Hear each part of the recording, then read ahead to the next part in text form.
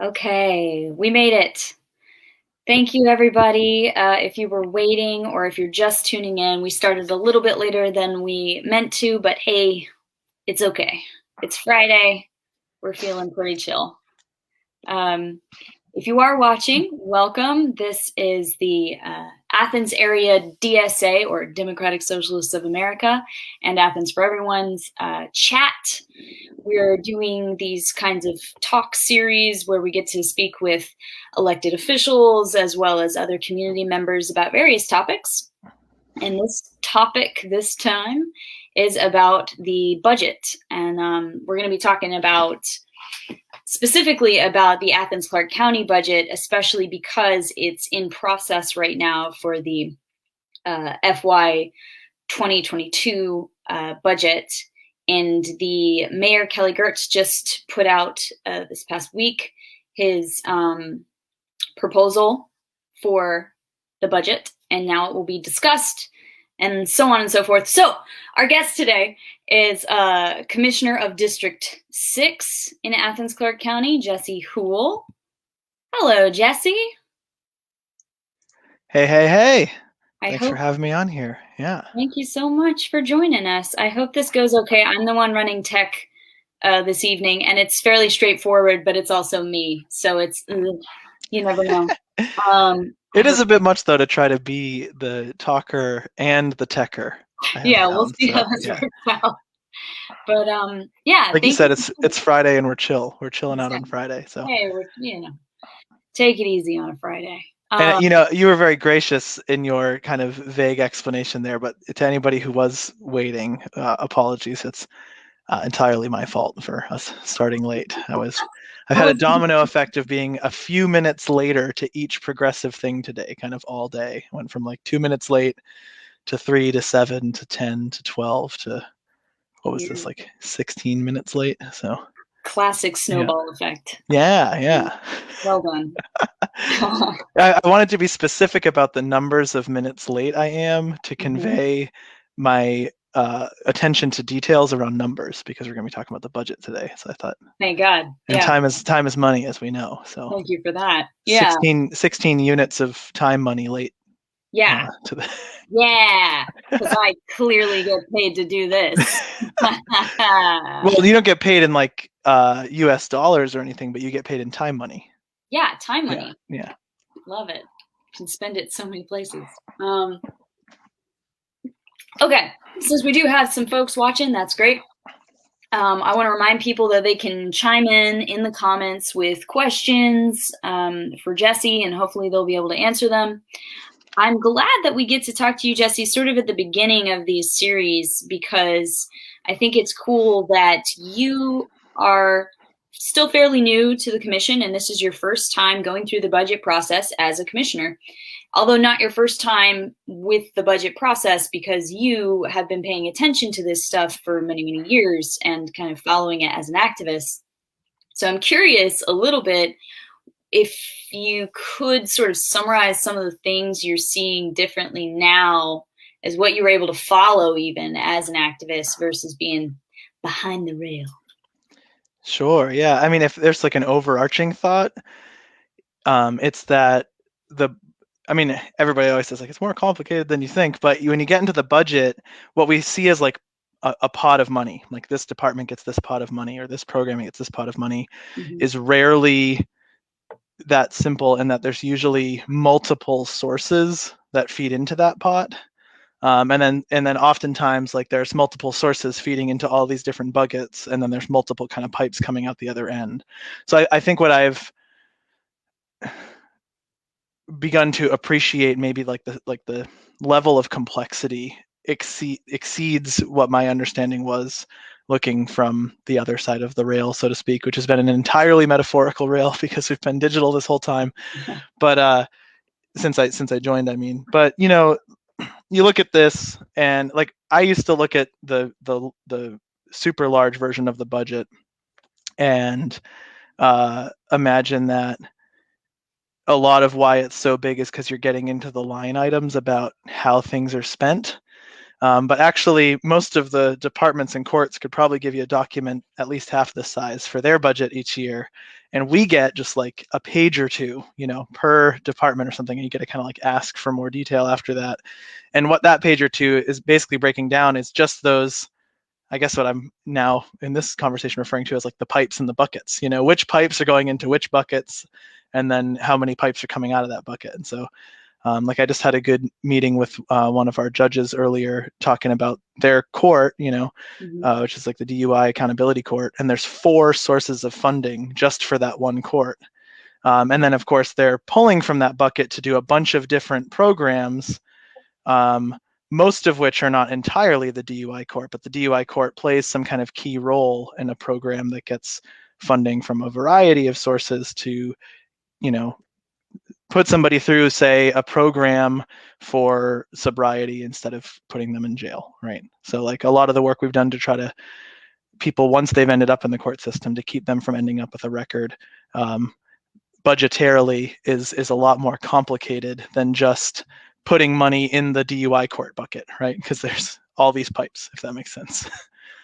Yeah, no, that's actually that is very helpful to think about, because I think most often people are familiar with, maybe if they've given the budget a thought, perhaps they think mostly about property taxes, which is true, right? Like property taxes are a large chunk of where the funding comes from, correct?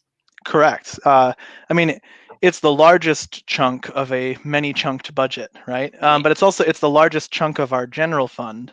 And if we think of like money that the county commission gets to make decisions about, it's not just general fund money, although the general fund is the biggest bucket in any given year. But I mean, that whole conversation we had earlier in my time on the commission here around SPLOST and how to prioritize the projects, which was of course like a multi-year endeavor to end up with that list in the first place. Mm-hmm. That's a massive amount of money, and that's not in any way part of the general fund, right? Maybe one other thing I guess I would share that's real interesting is I've been gaining an increasing appreciation for how easy it is to fund stuff and how hard it is to fund people, which starts to really make concrete sense to people when we're talking about housing or parks. Those are like 2 things that come up a lot. Mm-hmm. And it's real easy for us to use SPLOST money to pay for building a park. But we can't actually keep that park looking and functioning like the park we want it to be unless we have people to maintain it and staff it. Even things that are as simple as these like micro pocket parks or like trails require quite a bit of maintenance and attention.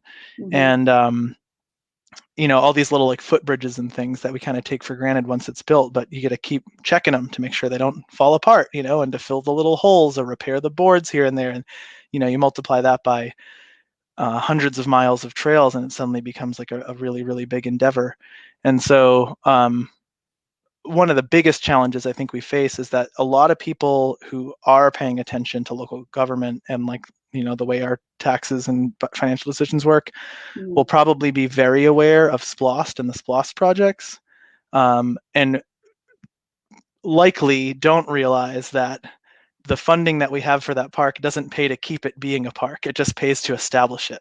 And then we have to find ways to like staff people. And then we kind of end up in this situation where it's like, okay, well now I guess we need more funding for staff for these parks, but we also need more funding for staff in housing services, which is like a really big crisis, right? And so we like how to go about long-term budget management in a way that isn't setting us up to have to make these zero-sum calculations around whether we can have housing or parks, but to be able to have both is maybe the bigger question we arrive at. So that is a big question. Yeah, I mean, definitely, as far as most people that of course, like I would talk to about budget concerns, we tend to talk less about parks, right? But we tend to talk about things like housing or how do we help people be lifted out of poverty. What do you feel like you're learning as far as what is?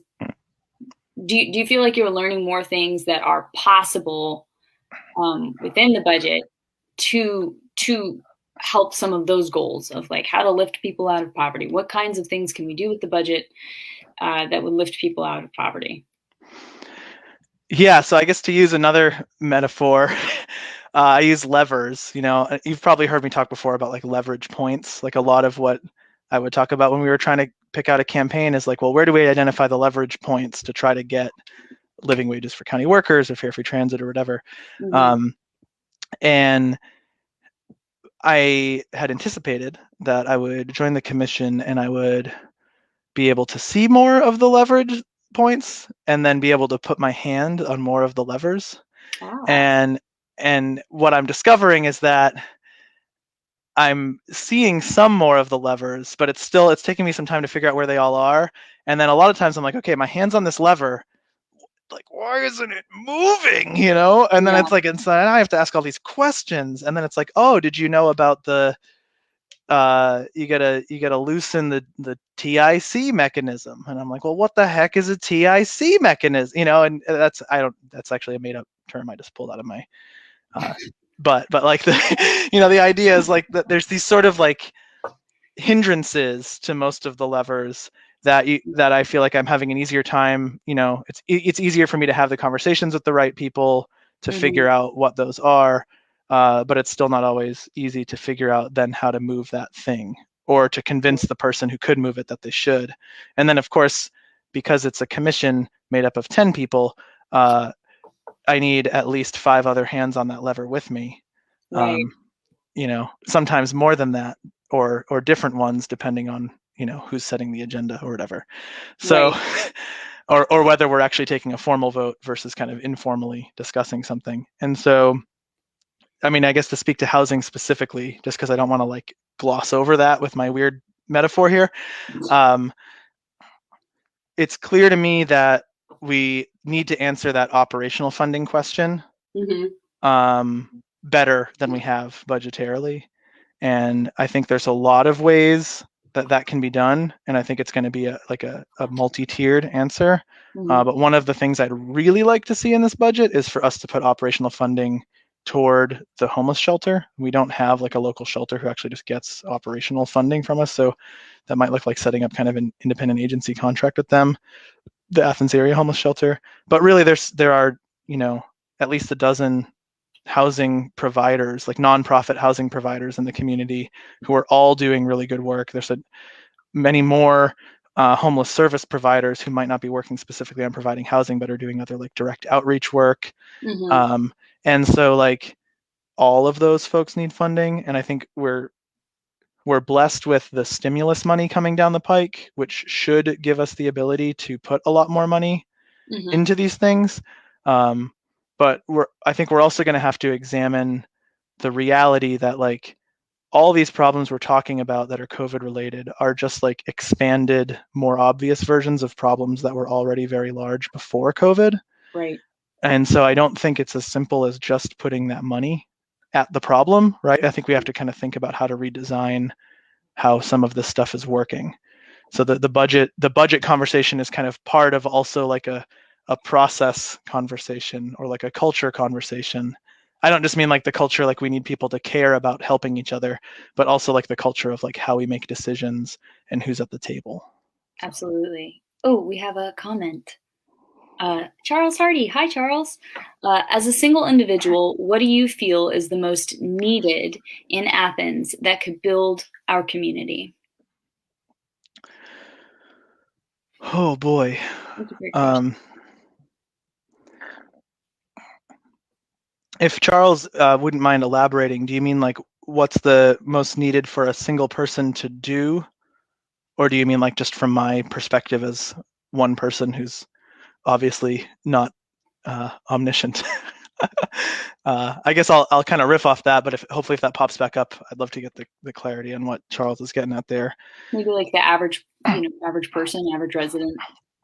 Yeah, like what does the average resident need? Oh, from you, Charles clarifies from you. Okay, so from me, like what do I think is most needed? I guess like it's hard to pick a single thing. It's very, very clear that housing is an issue. And I'm inclined to think could be easily identified as the top issue.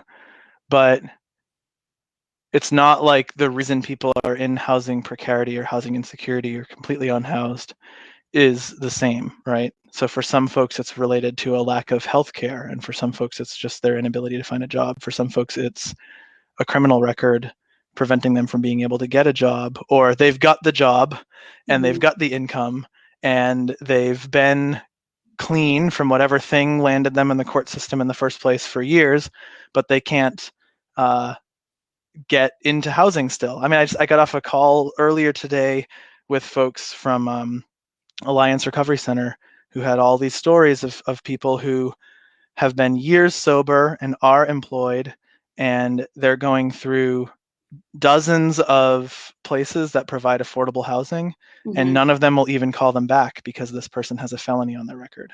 And so then they're losing all this money on application fees that just gets dumped into the ether.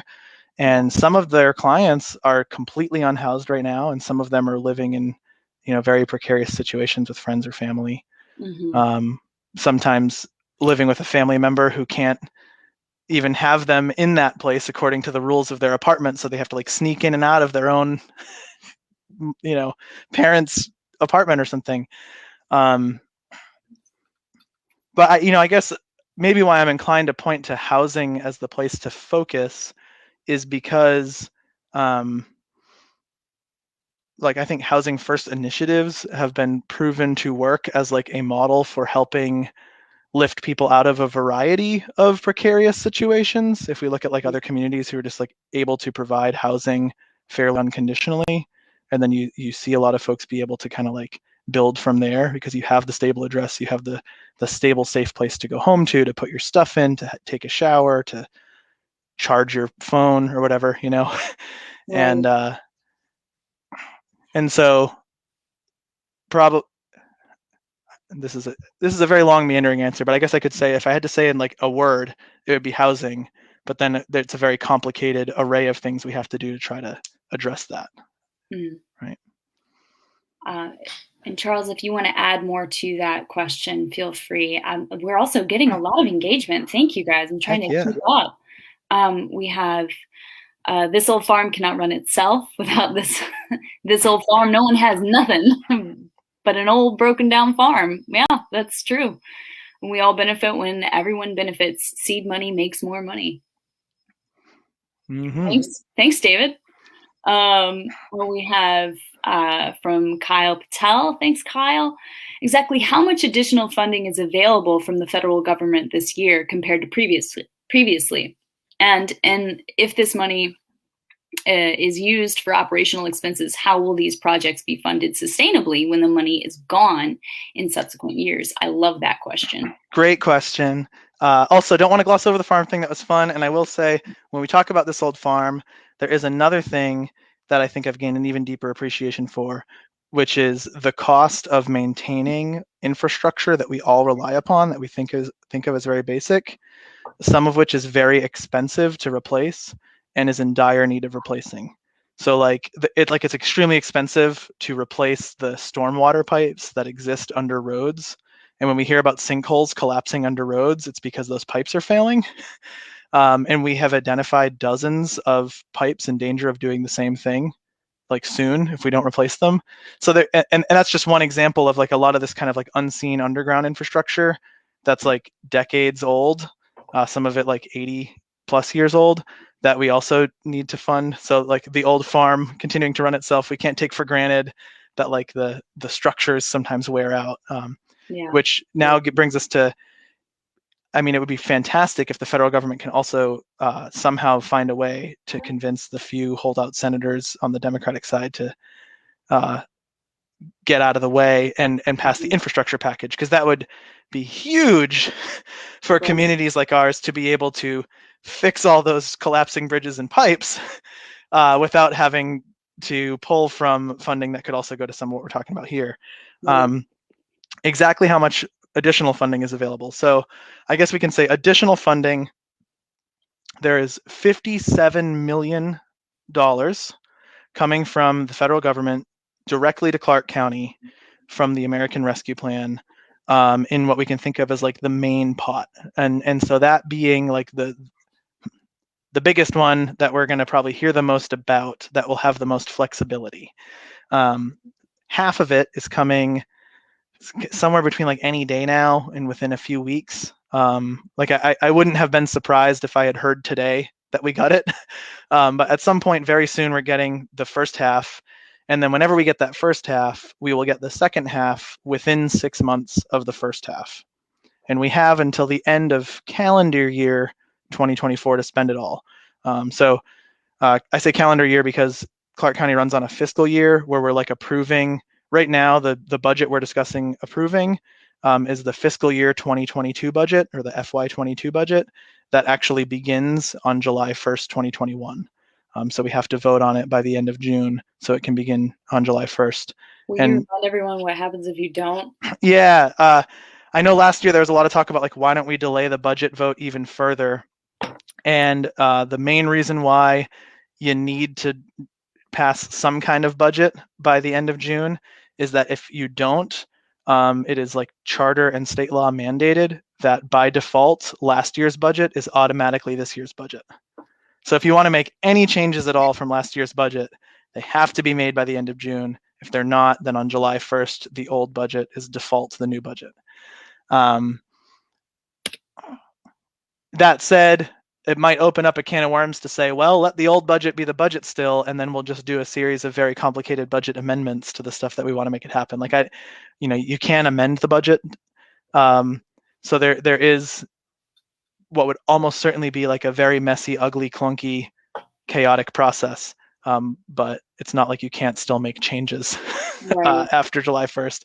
That also means that our advocacy doesn't have to end once the budget is passed, right? We could still advocate for adjustments that might happen before the next budget. But even if they don't, would certainly lay the groundwork for what should obviously be part of the next budget.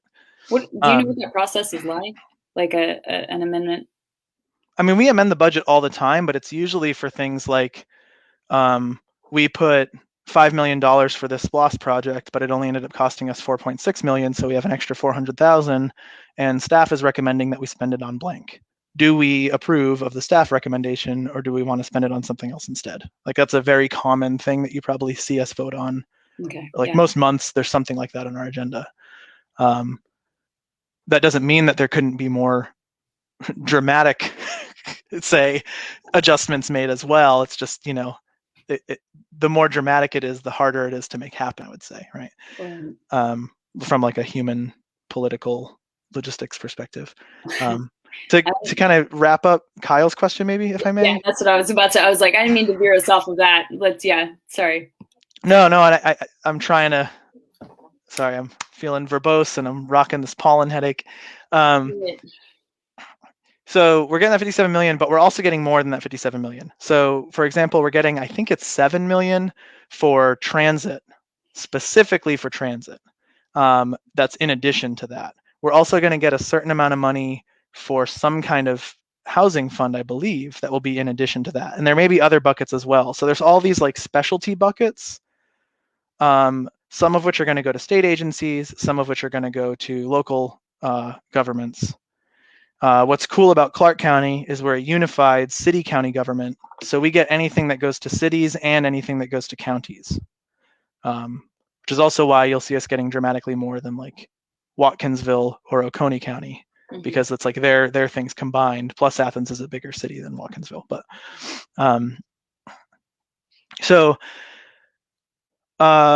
so we have until the end of 2024 to spend it, and we're getting it directly. Those two things are huge differences from the CARES money everybody heard about that came from the Trump administration, because that stuff had to be used up by the end of the year.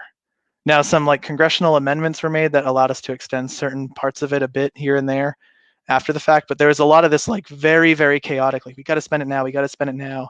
And then the rules would change and become more or less restrictive as Congress and the president did different things, right? So I think this time around, it's hopefully going to be better for us to be able to work with the community for more like strategic long-term planning and like to try to do more, I guess what we might call it coalitional work, so that the things that we're funding are ideally being designed in a way that sets forth a plan that carries out beyond that 2024 cycle, and is designed to find a way to sustain itself. So maybe we do things like do a good enough job of getting people housing access that the need for helping unhoused folks costs a lot less by 2025 because there are fewer people to have to help, right?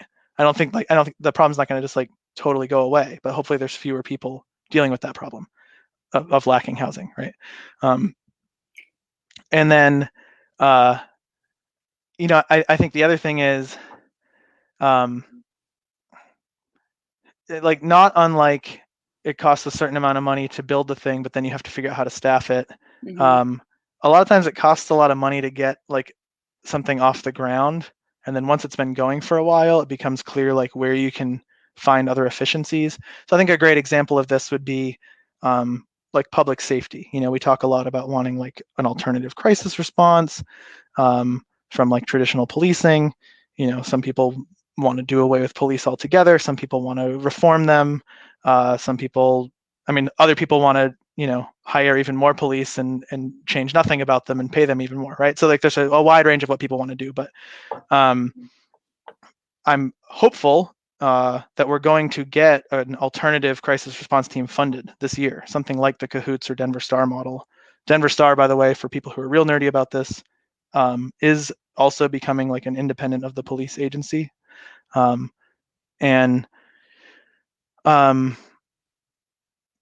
Once we get that off the ground, there's a plan to kind of scale up how large that series of crisis response teams will be to meet the need. But we'll learn kind of iteratively where they're meeting needs that weren't being met before, and then also where they may be able to meet needs better than existing resources we use. So kind of like an analogy I use is if you have just a fire department and you're a waterfront community, and someone's drowning, you might like call the fire department to come rescue them. Or you might have someone who works for the fire department but is also a really good swimmer who splits their time between like lifeguard duty and fighting fires, right? Mm-hmm. Well, then if you want to make a lifeguard department, it might take a little while to figure out like, okay, well, clearly people who are focusing entirely on swimming and waterfront stuff are going to be better at rescuing people in the water who are drowning, and maybe also better at like identifying safety precautions and safety mechanisms that can be put in place to keep people from drowning in the first place, right? Keeping people from needing to be rescued. So I think we're kind of in that phase of like, we set up this alternative unit, and then over time we see how not only is it meeting the needs that it's immediately set out to do, but where can it kind of overlap with other things and maybe alleviate the burden on other departments. So I think, does that make sense? Yeah. The answer, yeah. So that's an example of one thing that could be done out of this budget and or the extra money that may be coming in from various funds, and then put into more as like considered more of a regular thing. Like this is what we always pay for, as all the other aspects of the budget are now. We're getting a lot of comments, so I'm going to try to catch up really quick. I'm going to give more concise replies. Okay. And then please just, people who, instead of trying to comprehensively answer people, I will be very short and then welcome additional follow-up questions. Sorry for long responses. Good deal. Okay, so what are some of the ways for ACC community members to provide input in the budget process before the mayor's proposed budget is released? So obviously that wouldn't be right now, that's already happened, but in the next year, like how could people do that? In other words, instead of being reactive, how can people be proactive in building awareness of and support for our priorities? Sure. So I would say there's three key ways I would encourage you to do that. One is talk to your commissioners. The commissioners create the budget, and talk to the mayor. Like meeting directly with people and telling them what you want to see happen. Of course, writing to them directly works as well. So it helps to maybe identify who you think is like an ally in that, and then kind of build from there on who else you think could support that advocacy to kind of build coalition on the commission. Another way is to show up at the commission meetings at least once a month. Every month, there is a voting meeting, at the end of which there is open public comment on anything. And we are taking that again now, but just by phone.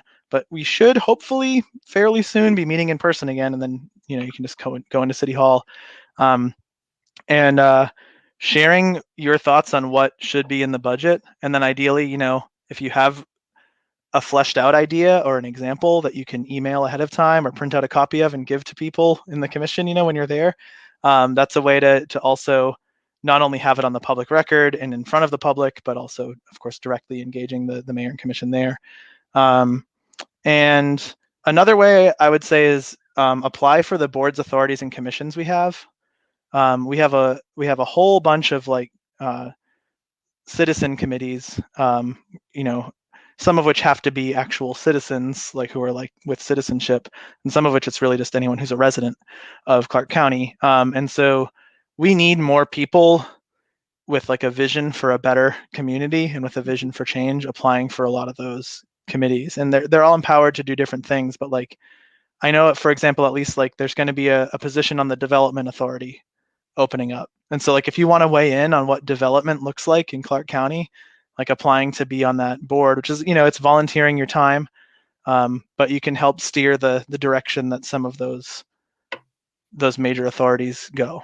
Yeah, well, real quick, I think it is good if people can get on these boards and authorities. But two quick things I want to note, one, the timing of when people should be talking to commissioners and the mayor to talk about the priorities. Mm-hmm. Would you say that's in the fall, usually?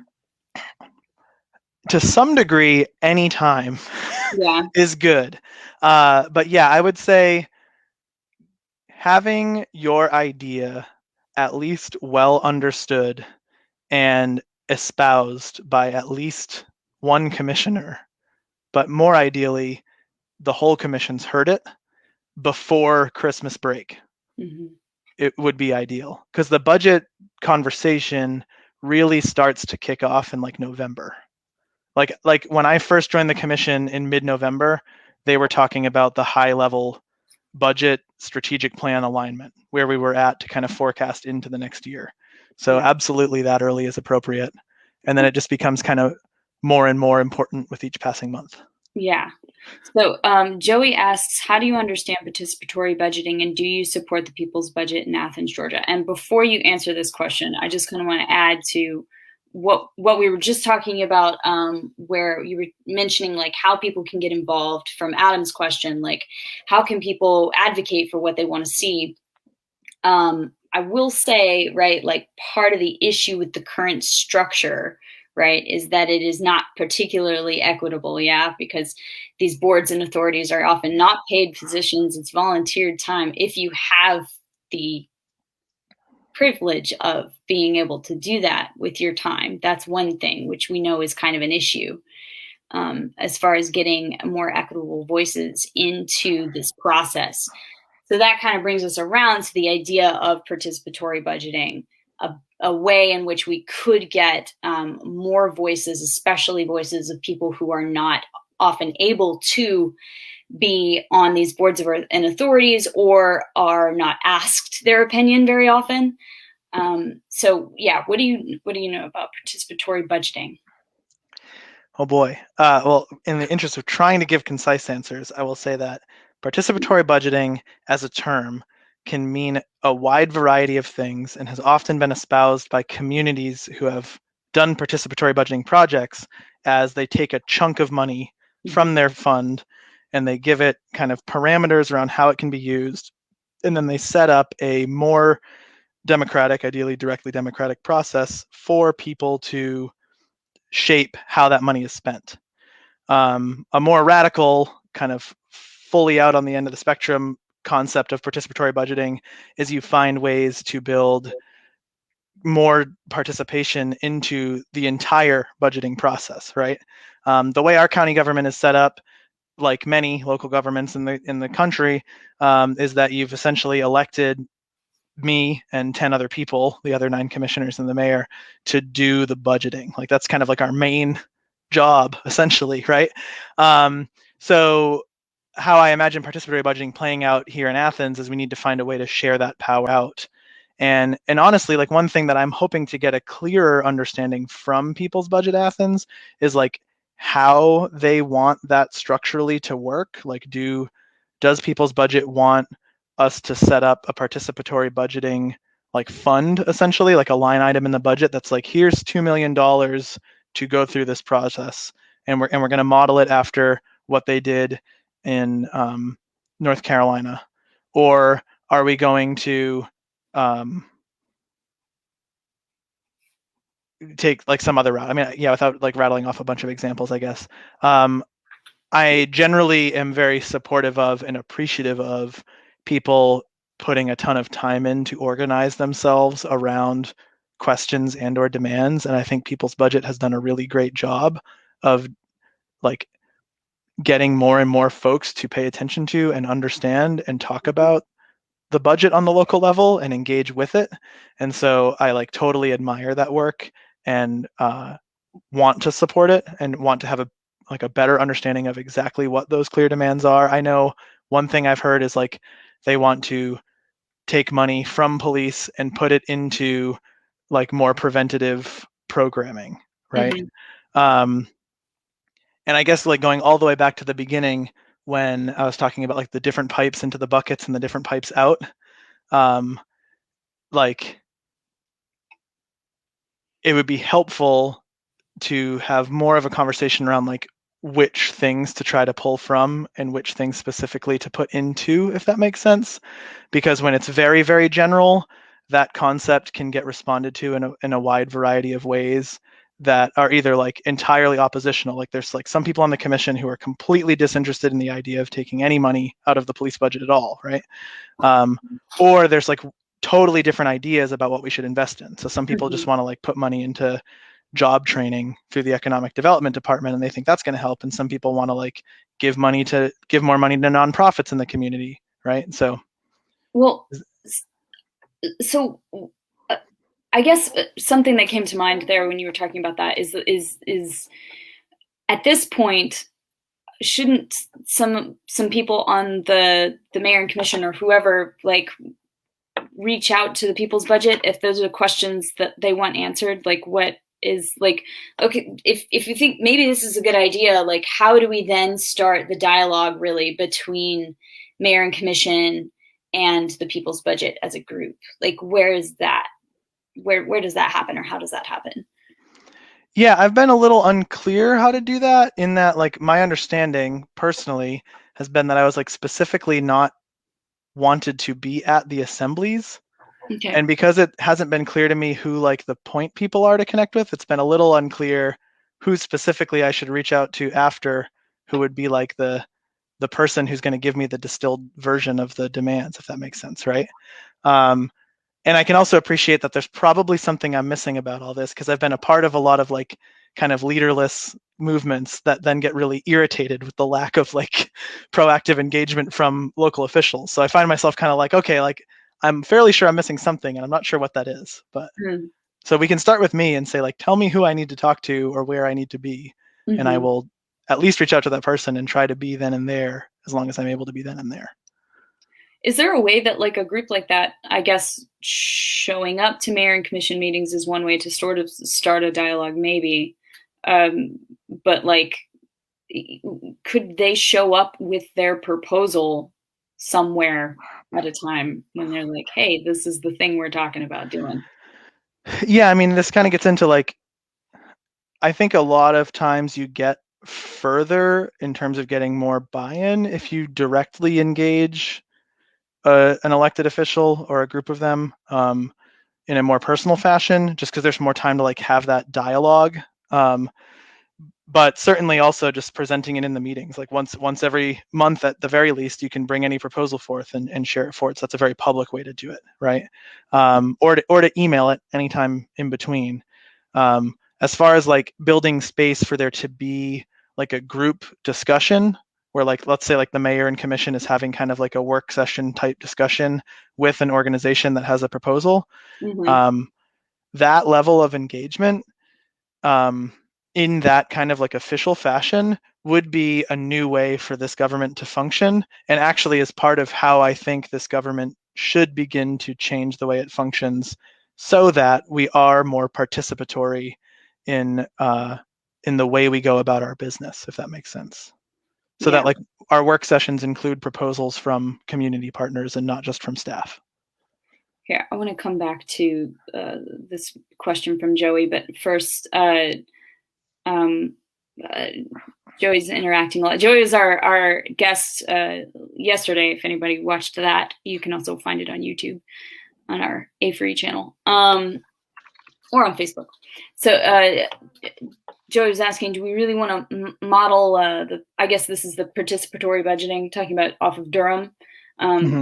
And why not listen to the People's Budget, because that's Athens, Georgia specific. Yeah, so I like, I'm checking the People's Budget website again here right now. And I guess I've been like a bit unclear what the most, like if I go to this website, right? I don't know what the thing is that I'm exactly asked to like put money behind. There's like the survey results, and then there's the promotion of the assembly, which has now like come to pass, right? But like, so like I don't know. I like literally don't know what that. Yeah. So Joey's saying really I can just email Imani. Yeah. So I mean like I'll talk to Imani. Yeah. I mean it hasn't been like super clear to me that Imani is like the person that I should be talking to about this, but I'll talk to Imani for sure. As far as I've understood, yeah, like for now, I mean, we're going to have Imani talking about the People's Budget in like a couple weeks. So yeah, I think, and they're the person to probably talk to.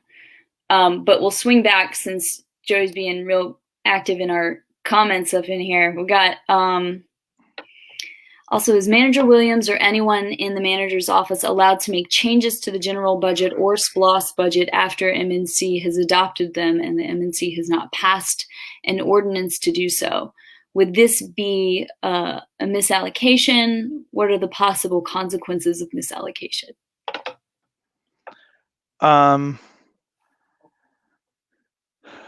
So, I mean, the manager's office is allowed to make certain adjustments under a certain amount. There's like a certain amount of discretion they have for like small level things essentially, but anything over a certain amount, and what that amount is changes depending on which type of funding we're talking about essentially, right? And I'm not going to pretend like I have all of those thresholds exactly memorized, but my understanding is that anytime it's over that threshold, it has to come before the budget. And then there's some things where even if it's only a very small amount that's left over, if it was specifically allocated by a vote to go to a thing, it always has to come back before us. So usually you see budget items having to be spent down to zero. I don't know if that answers that question fully, but happy to follow up if Joey would like. Yeah, feel free to clarify if you need to. Let's see. Sorry, I'm just trying to catch up with all the comments. I will also put this out there for you, Jesse.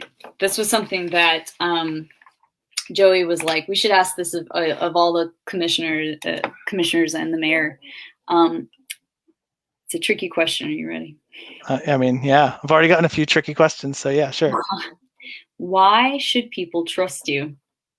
Why should people trust me? Why should people trust you or Kelly or Blaine with making these big decisions about the money that is being spent on their communities? Oh boy. I think that a certain amount of distrust is always healthy. I think it's on us to earn people's trust through action. In my view, my actions have aligned with what I said I would do in advance. If you look at the platform I ran on and the things I've pushed for, I think that those things do align. So I guess insofar as like doing what we said we would do, I would hope that that is earning people's trust. And then I think like continuing to engage is part of it. But I think trust is an easy thing to lose and a hard thing to build, or however that adage goes that I should probably have memorized but don't.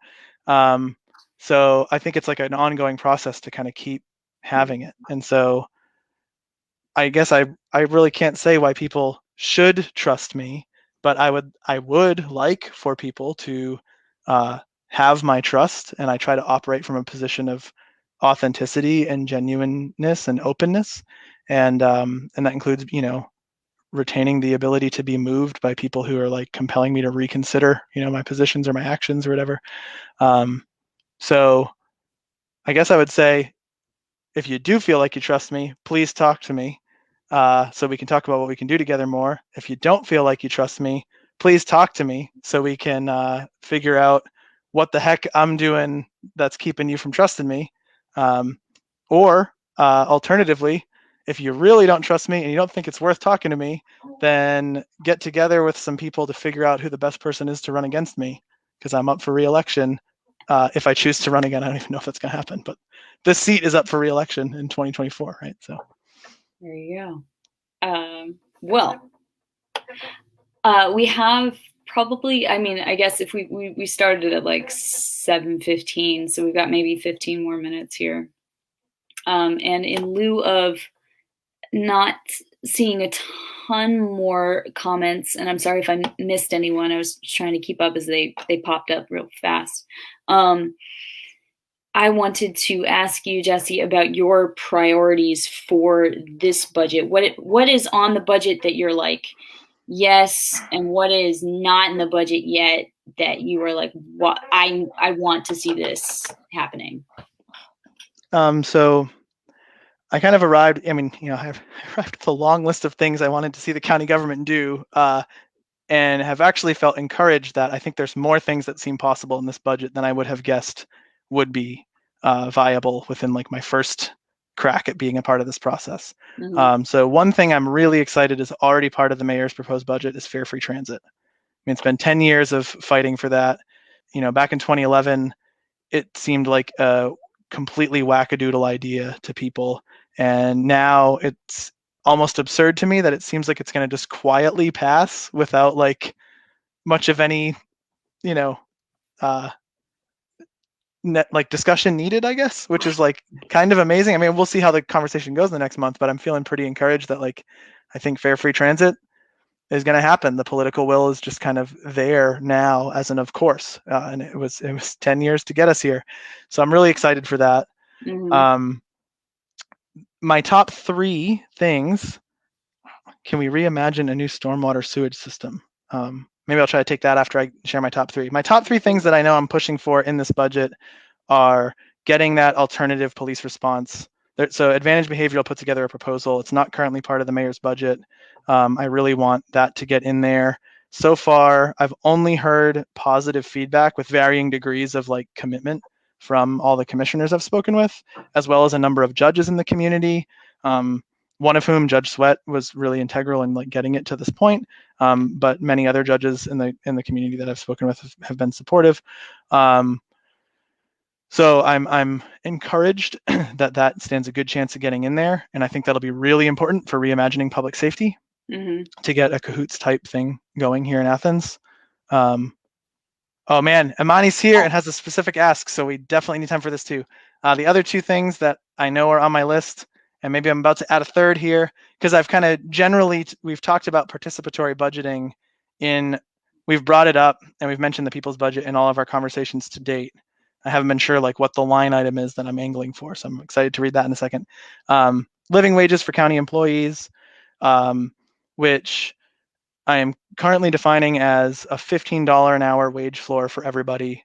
And then the adjustment for like wage compression that needs to happen can kind of happen ideally by like the second quarter after. I'll sort of save the details for only if someone asks and wants to hear it. I'm happy to get into living wages, but short version is $15 an hour minimum for everybody, including seasonal and temporary people.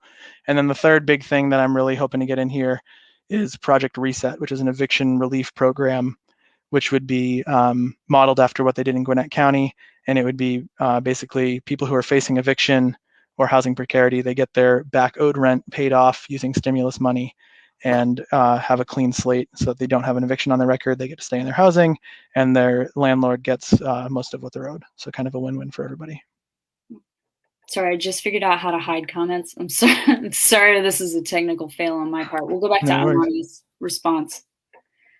The explicit ask: to the MNC to allocate a percentage of the budget to be used for participatory budgeting so community members can directly influence how monies are spent was actually made last year. At that time, no one was explicitly in opposition, and some feigned support. The claim was that there wasn't enough time to do it at that time. And strangely, a whole year has passed, and the budget discussion is back on the table, getting ready to pass yet again, and none of those people ever reached out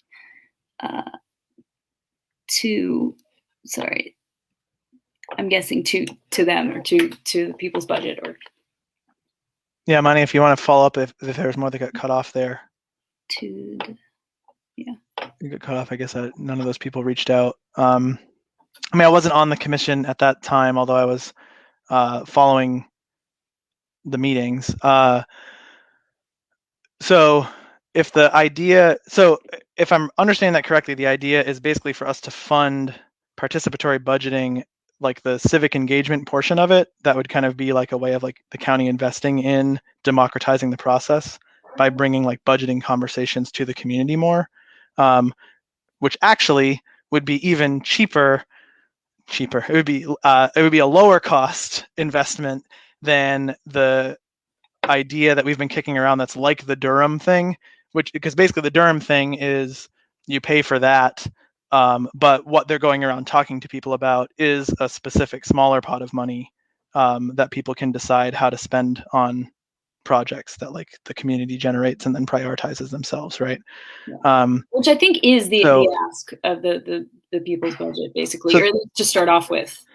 Yeah, so my understanding of the ask, and which may have been wrong, was that it was to get something going in Athens that looked like other communities around the country, such as Durham, like loosely speaking at least. And then, and if I missed something there, then, I need to understand what I missed there. And so if we're trying to get a participatory budgeting program going here in Athens that looks like what's happening in other communities, that would basically be it, right? And so we talked to the folks from Durham who kind of spearheaded it there, did a presentation with us at one of our retreats. It was met with mixed reviews, I will say. And a huge part of what's really complicated it since is that some of us, I know at least a few commissioners, including myself, have been like, we should do participatory budgeting like the way Durham is doing it, at least to seed a program that can then grow or evolve from there to be maybe somehow functionally different, but just to get it started. So not unlike the advantage behavioral proposal that's kind of like Cahoots, but start small and grow from there, right? So doing the same thing, do something kind of like what they're doing in Durham, grow from there. And then other folks on the commission are against it for some combination of being like opposed to the idea generally, or seeing it as unnecessary because we've already got splossed. And so like one of the big cruxes is democratic. Well, so Durham and like New York City is another one. They don't have splosts there. So what was interesting is like the way Durham earmarked the money was to put money towards capital projects. I mean, they basically defined what it could be used for the same way we define splost, which is like you can use it to build stuff and fix stuff, but you can't use it to pay people. Like that was the restriction they used in Durham. People had to bring forth projects for like community centers or infrastructure or roads or whatever. And so since we've already got splost here, like why would we need to do that? Because we've got splost. And then the counter argument we made, some of us, I guess, the counter argument I would make is, well, part of why we still need to do it here is because the process in Durham is much more democratic. They find ways to include people that are not only currently not included in splost, but can't be because splost, state law requires that only voters can participate. So people who can't vote for the variety of reasons that people are not allowed to vote can't formally be a part of that committee, right? So if you want to empower those people's voices, people who are under 18, people who are underdocumented, people who have felonies, et cetera, then you need a process that is functioning differently. The other key difference between what they do in Durham and what SPLOST does is they really get out in the community and they direct 100% of their outreach and marketing budget toward the populations that are least represented in the county government and least represented in the ballot box. So it's not just about people who can and cannot formally vote, but also like recognizing the inequality in voter participation, trying to go to the neighborhoods, to the districts where there's lower voter turnout, because the people who are, wealthier, more established, routinely vote. See also white people are already going to show up whether you reach out to them directly or not. So like putting all your outreach effort into folks who are less likely to participate. Right. So those two components are the components that I think we need to find a way to fund no matter what. It's just, what are we funding them to reach out to people about? And what are we empowering the people on the committee to make decisions about, I guess, is the key component that maybe I'm missing. And if it is just like give them a pot of money to talk about, then yeah, sure. And that, to my understanding, that is what the ask is just like a small chunk of money, enough for like maybe even just one project to begin with. And that's where you start. Yeah, so I see Joey saying the Durham model is district specific, 100K per district. The ask here is not that. The people's budget is simpler and county-wide. So what's not been clear to me is the people's budget ask here to just have a county-wide bucket of money that's decided on, or is the people's budget ask to have people weigh in on the county's budgeting process, if that makes sense as a distinction? The best person to follow up on this would be Tim Denson. There's a consulting firm that has been part of establishing almost every PB process across the nation called the. Yeah, so we talked to Participatory Budgeting Project, and when they were talking about this, they were talking about an allocation of a pot of money. So is the idea here a retreat, right? The commission, the whole commission got to talk to them? The whole commission was in a retreat that included folks from Durham, and somebody from the Participatory Budgeting Project was part of that work session with a couple of Durham officials. So yeah, like that is the agency we've talked with. And so their model is, yeah, like you create this bucket.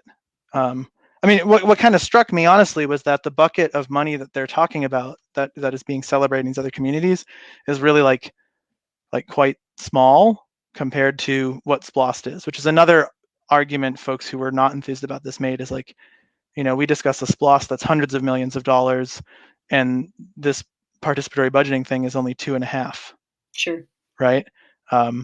So are we looking at, and like about half of that 2.5 is the administrative part.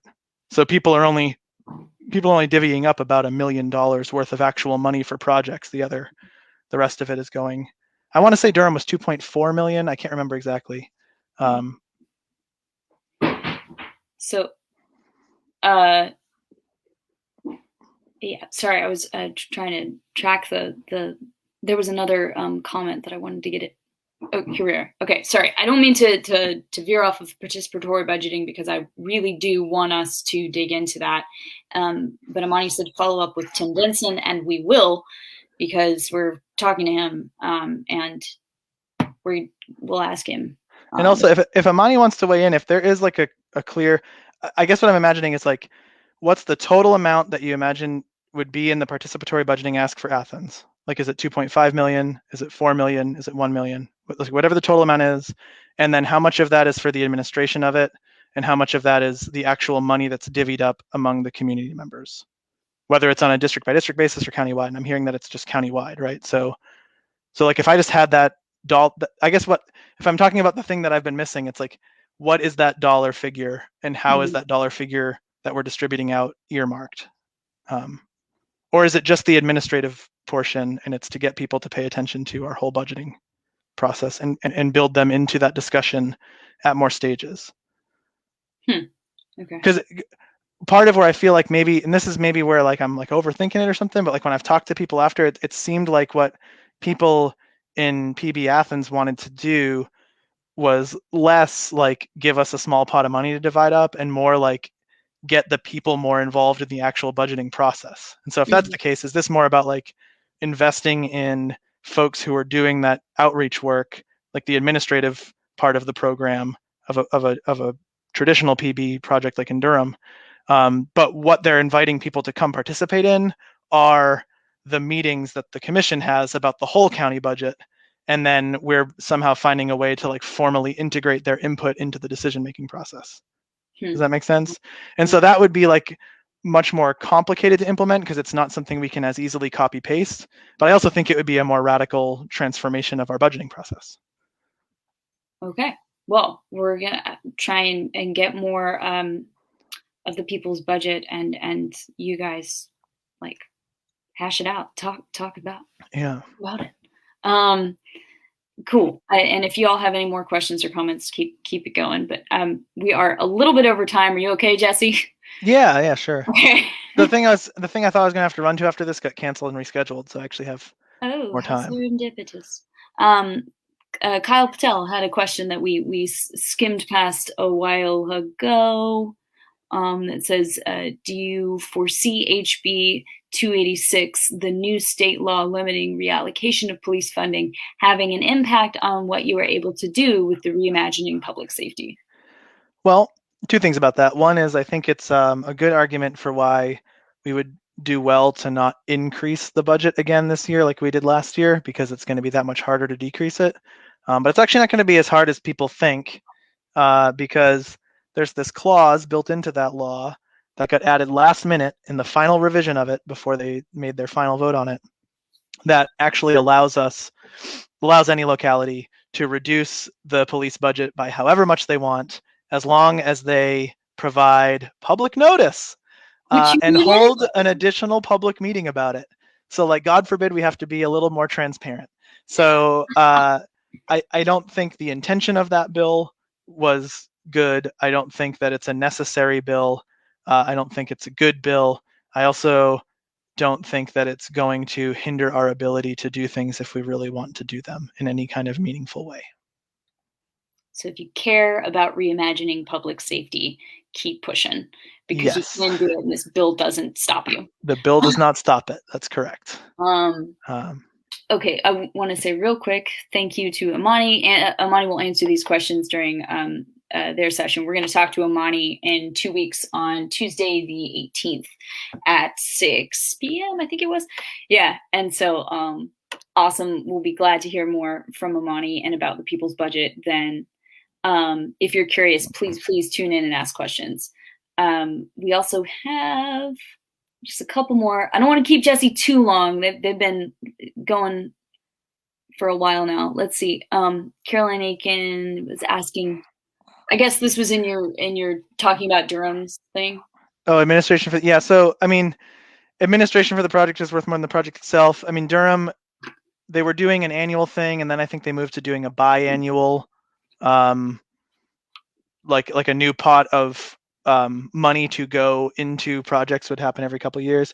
But like, not unlike how we have a SPLOS department to manage all of the projects and see them forward. So there's like an administrative overhead. Same thing's true for participatory budgeting, except you add even more expense because a huge component of participatory budgeting is to be proactively outreaching to the community. And like over 80% of the general fund in Clark County goes to paying people, like paying their salaries and their benefits, and in some cases their retirement or pension. So like that's just like a really expensive part of any program. So if you want to do an actual good job of engaging 130,000 Athenians in a very complicated process that probably seems pretty like arcane and weird and might seem irrelevant, it takes a lot of work. So you got to pay a fair number of people, and you got to give them a vehicle to go around in, and you got to give them materials to distribute. And if you're doing it real well, you have some kind of a digital component. So then you got to pay to build and maintain that digital component and aggregate the data, yada, yada, yada. The cost of data storage costs money. So all that stuff adds up to quite a bit of administrative overhead. But it does beg the question, if you're going to put all that money into it, why not also give even more money to reallocate, right?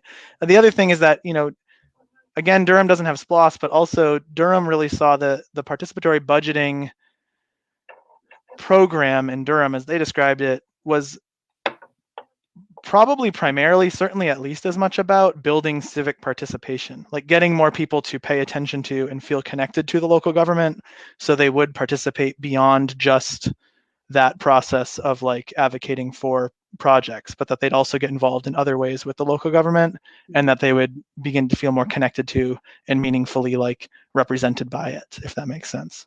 Yeah, and hopefully become part of it. Really, I would think that would be the goal. Mm-hmm. Particularly, also, we're talking about people who are not, who feel, that they are not they are not represented currently, and who have been historically oppressed and things like that. Yeah, the outreach and messaging exactly would have to be geared towards those folks. And it would be very important to make sure that you're targeting the right people. Thanks for that, Caroline. Okay. And I would hope that, if we're developing participatory budgeting here in Athens, that we're not just working with the national organization, but that we're also partnering with the local organization that's been holding these community events for the past year. Yeah, exactly. So we're at 8:22. Why don't we try to wrap up at 8:25 so we're not dragging you here too long? But wasn't there a question about like stormwater sewers or something? There was a while back. Caroline put that in there. Reimagining stormwater and sewer. Yeah, that probably opens up a bigger can of worms, but certainly I think not unlike anything where it's important to tell our story before we can like do something different and better as a result.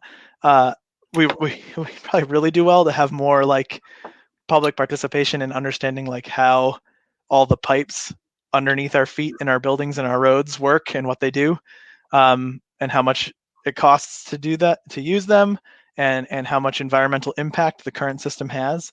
Because it is true that there's a variety of ways to manage stormwater, and they all have differing environmental effects, right? So, and differing costs.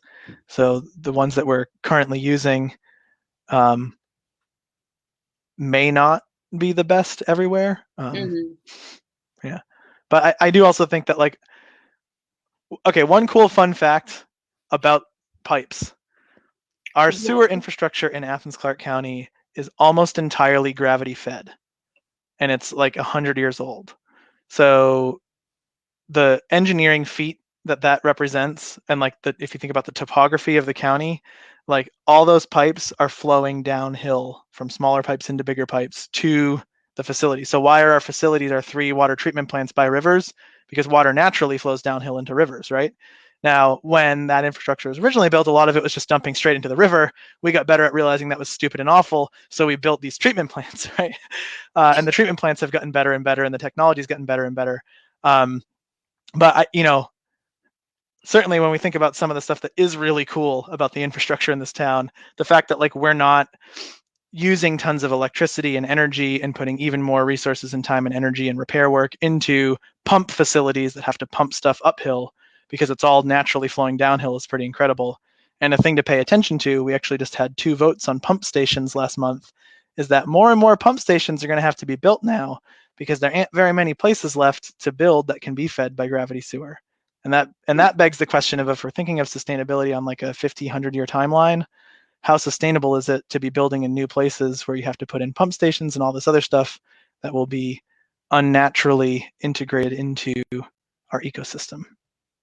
So, wow, thank you. More than I've ever thought about pipes. I love pipes.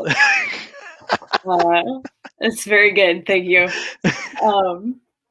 Yes. I want to make, let's see. We've got a couple ending comments here with Caroline and Imani. I love Imani's shout out to neighborhood leaders. Our neighborhood leaders are awesome. I totally agree that we are well on our way to having an effective participatory budgeting program here if we leverage the neighborhood leaders to be a key part of it. That again speaks to, and Joey was saying like Athens having an Athens specific model. Part of why we can't just copy paste things that happen in other communities is not just because like we have SPLOST here or whatever, but also because there's cool stuff we have like neighborhood leaders that are already sending us well on our way toward maybe doing this work really well. So thank you to all the activists who fought for that. Yeah, and some of them are even now getting paid to do the community outreach work that they were already doing and not getting paid for. So that's awesome. Let's see. Any other questions that we have right at the end here? Mostly some cool comments from folks. Thank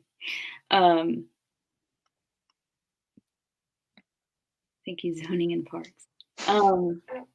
Yeah. So just at the end, for anyone who may have tuned in late or anything like that, I'd like just because this is about trying to get some amount of outreach to folks who may or may not be paying attention to the budget, if you could highlight very succinctly, even just like bullet point, pretty much, again, the priorities that are not on the current proposal for the budget that you want to see, that you're going to be pushing for. Yes, absolutely. The Advantage Behavioral's proposal for an alternative crisis response team, ACR team, like Cahoots, absolutely need to make that happen. Can happen. The proposal's great. We need to get that in the budget. It's not there yet. Fare free transit is already in the budget, but it can't hurt to talk about how much we love it, because it should stay there. Living wages for county workers absolutely need to be in the budget. I think the number we've consensus around among the commissioners I've talked with that seems feasible is to get the wage floor up to $15 an hour. Right now we have people being paid as little as $8 an hour if they're seasonal and temporary. And since the win a few years ago, they're only there's a number of part-time and full-time folks that are still making like 10 or 11 an hour. So that might have been considered, according to MIT, a living wage 4 or 5 years ago, but already the MIT calculators bumped it up to $14.40 because the cost of housing in this community has doubled has gone up by 33% just in 4 years. Part of the housing crisis that we're all dealing with. So living wages, absolutely. The Cahoots program, absolutely. Are two that are not in there yet that need to be. And then the third one is Project Reset, which is the eviction prevention program based off the Gwinnett model. And I mean, the fourth one, we've talked about it plenty on this. Those three are like bigger things, I think, than participatory budgeting in terms of a line item. Although the Cahoots thing, the pilot program of it, is actually pretty comparable in size to the piloting of the participatory budgeting. So participatory budgeting is absolutely a thing to keep advocating for. And if I give a shout out to one other small thing that I think is really important, it would be a disparity study. So when we talk about trying to address the racial inequities around how we approach contracts in this community, a prerequisite for being able to preferentially contract with like Black-owned businesses or businesses that employ Black folks is doing a disparity study so that we have the legal basis for being able to preferentially contract with people of a certain race. Because otherwise it's a violation of like civil rights, which is like the weirdest, worst distortion of civil rights, right? But essentially, like, if we fund this disparity study, which is also not too much money, it would then give us the legal grounds to do the racial justice work that we need to do in terms of how we distribute our money through contracts. It's amazing how our legal system was able to make civil rights colorblind. Incredible. Yeah. Okay, so a disparity study. All right, I'll in the super succinct form. So we've got living wages, alternative crisis response. See also Advantage Behavioral and Cahoots, Project Reset, eviction prevention, participatory budgeting. Watch Imani's thing in 2 weeks, and disparity study. Disparity study. Awesome. Thank you for that. Very, very good and succinct. Good job. All right, we'll wrap it up here because we're right at 8:30, and we really appreciate you taking all this time with us, Jesse, and to everybody who commented. This was an awesome discussion. I was so afraid I was going to have to come up with the content, and yet I didn't have to do a thing because you guys were just like, boom, with the content. Thank you, Joey, for asking a bunch of very pointed questions, very important questions. Thank you for Caroline and Amani and Kyle for being in here. And tune in tomorrow, you guys. We'll be talking to Kelly Gertz at 2 p.m. And then we will be talking to Commissioner Tim Denson at 6 p.m. And we will also be having, this one just got scheduled, so we'll also be having Broderick Flanagan next Monday, which is Monday the 10th. That will be at 3 p.m. And then again, we get to have Amani and talk about the people's budget on Tuesday, the 18th at 6 p.m. So please tune in, ask questions, get engaged, and we will see everybody there. Heck yeah. Thanks for having me. Bye, y'all. Thanks, Jesse.